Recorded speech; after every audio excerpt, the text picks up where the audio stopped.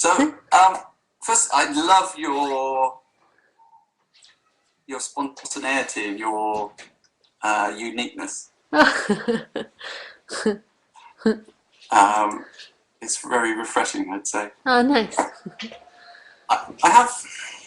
So, my spiritual journey has been kind of letting go of the concept of karma and the concept of there being souls and things like that. And I guess it's led me to watch a couple of your videos. Yeah. One of the biggest reflections I have at the moment, and I don't have an answer for it, and I just wanted to share it with you to see what you thought, is about self-realization or enlightenment being very much the other side of it, a personal take on things. Yeah. Because of so many differing and perhaps even conflicting views that come out of clearly very evolved and often very likely enlightened souls. Yeah, well, it depends how you hold the word enlightenment as to what it refers to. Yeah, is that suggesting there are deeper levels of it, or is it? No, I certainly don't see it as deeper levels, but I would say everybody will have their own interpretation of what enlightenment is. To one person, enlightenment could be if you've had very traumatic past and there's a change from that and you stop being so influenced by what's happened in the past. That could be what somebody would describe as enlightenment. And you're from being a very troubled character to a very peaceful character. That could be somebody's description of it. Another person's description of it could be, I've heard people describe it like this, as a silent mind, as no longer having any thoughts. There's a guy called, I did a talk at a conference with him once called, I forget his name, but he described that enlightenment to him was the end of thinking. So he no longer ever had any thoughts or emotional disturbances. What else can be enlightenment? Some people could describe enlightenment as getting in contact with a higher power, with a sense of feeling like they've contacted God or contacted something beyond. Some people could call enlightenment, like a spiritualist, like engaging with ghosts or something. So it's really dependent on how that word's held. Ramesh Balsekar, a speaker that I used to visit, an Indian speaker, he used to say enlightenment's not a certified thing. It's not a stamp that you get or a certificate that you get. It's not like winning a race or taking your exams for school. There is no certificate, there is no line. So it depends on what each person describes enlightenment to be.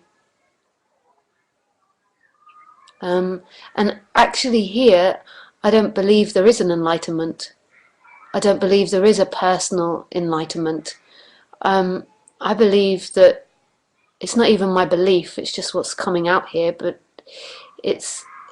enlightenment is in the words. In the word, it's like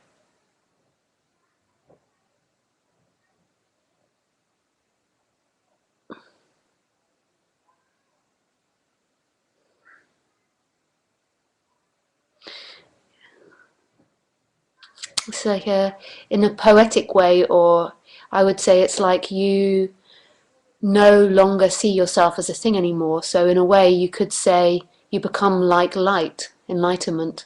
There is no definable thing in which you are. I mean, I suppose you could see light as something, but then if you really examined light, you'd begin to see there's nothing there. And so I don't see enlightenment as in any way a personal thing. Nobody gets enlightened. Nobody gets that. It's the collapsing of believing that you are one particular thing. The collapse of that. That it makes sense, and I feel that as well. But how do the variations of that come about? Is it purely down to the interpretation of the enlightened state? I would say so, yeah. Some people call enlightenment also the intellectual realizing that you are consciousness as opposed to you are a separate person.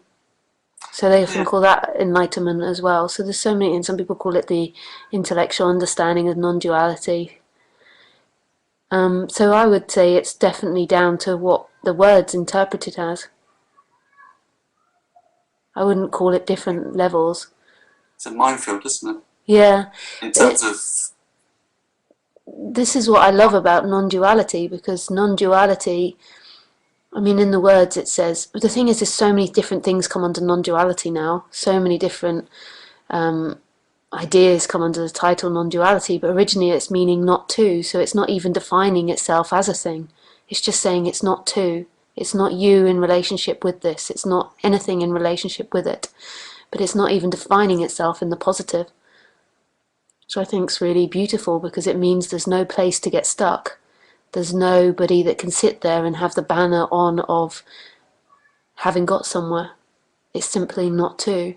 Because somebody having got somewhere means something, means two.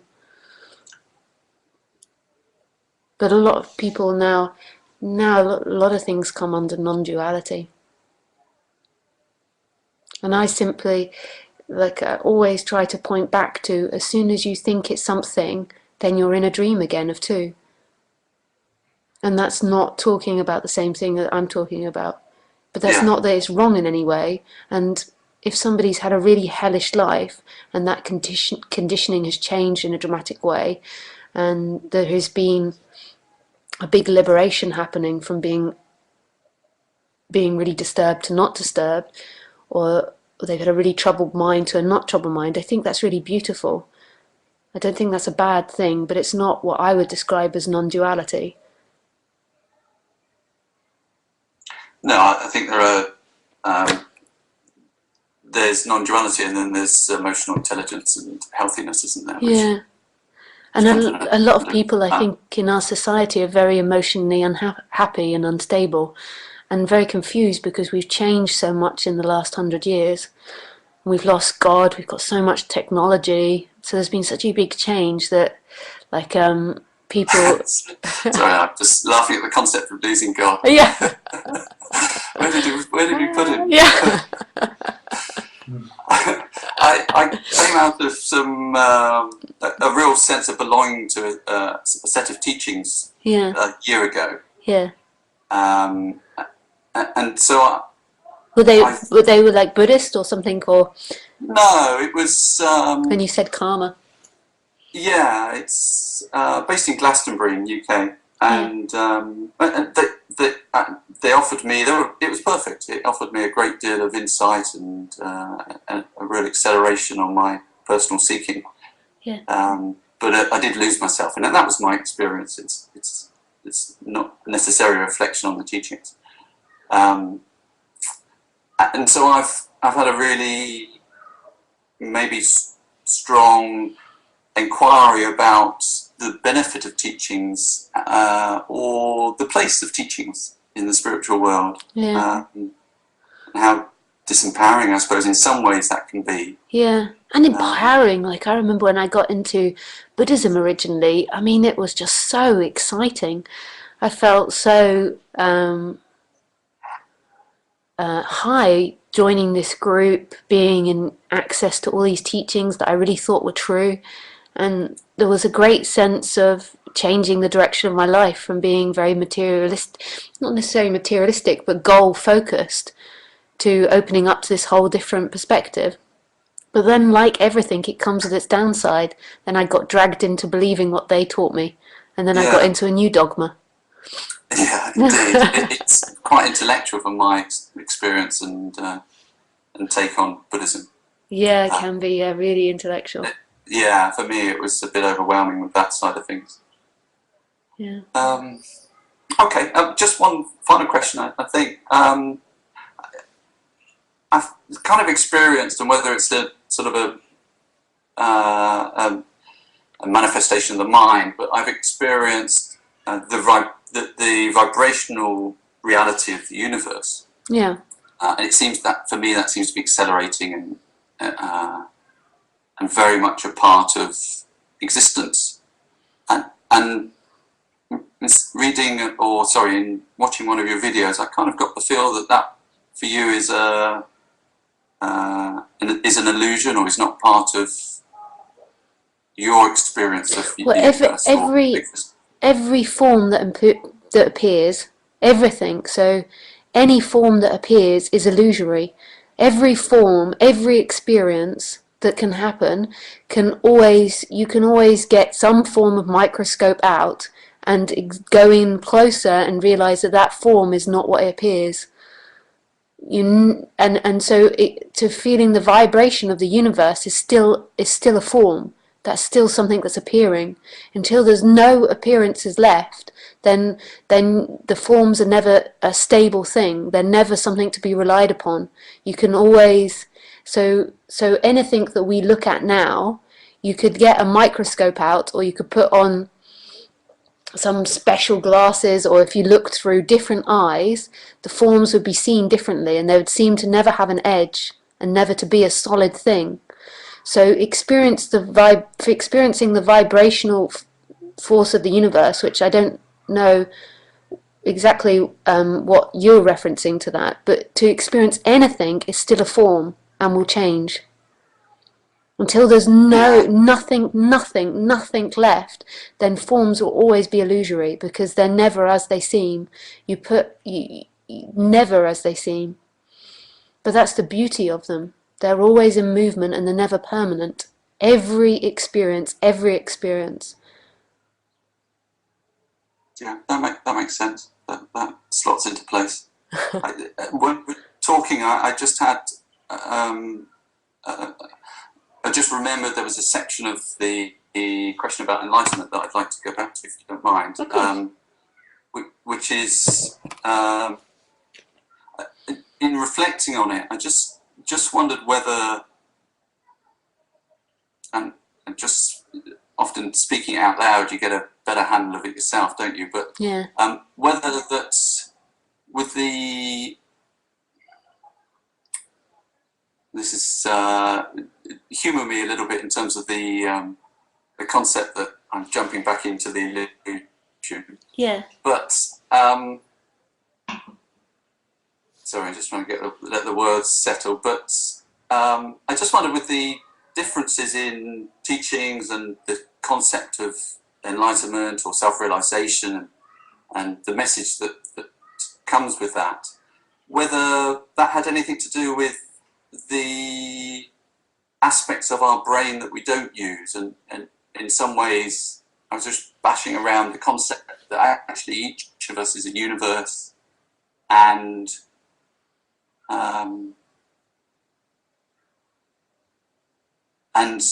that the map of that universe is unique for each of us. I don't know if I've explained that well enough, but I don't know if I know exactly what you mean, but there is no path. There is no particular path.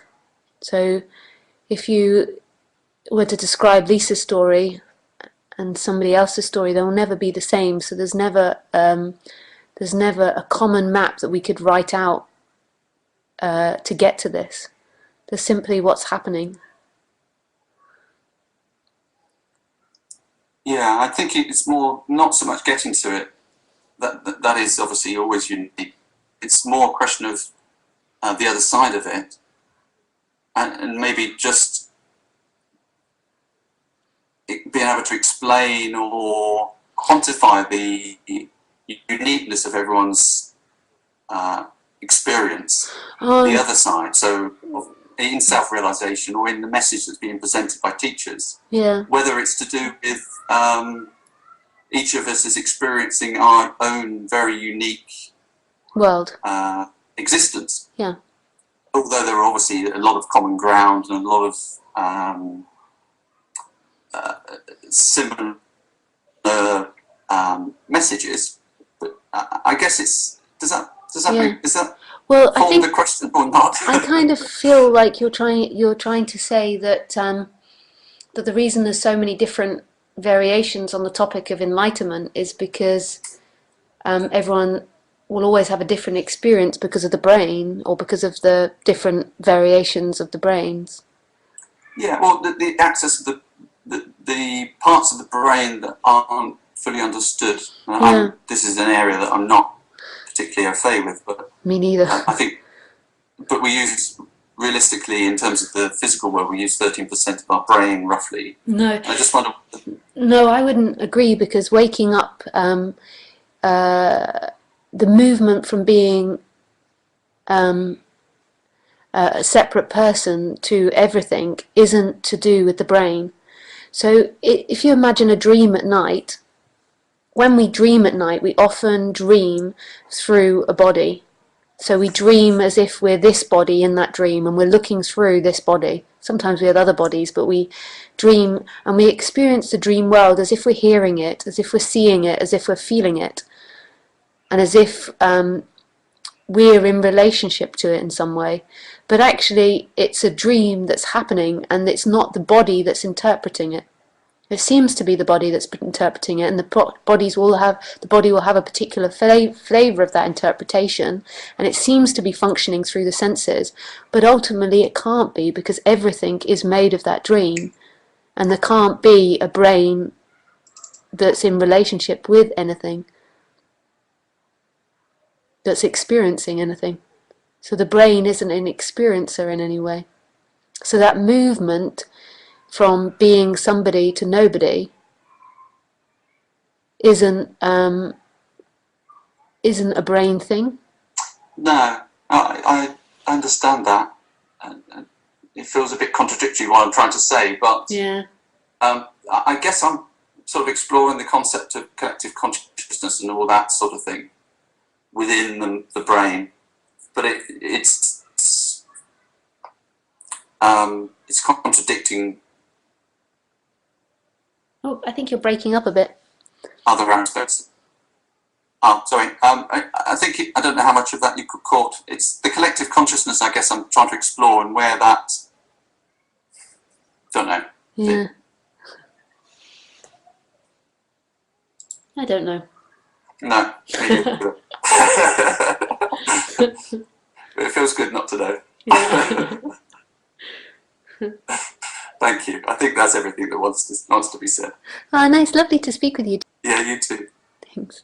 Bye. You too. Thanks.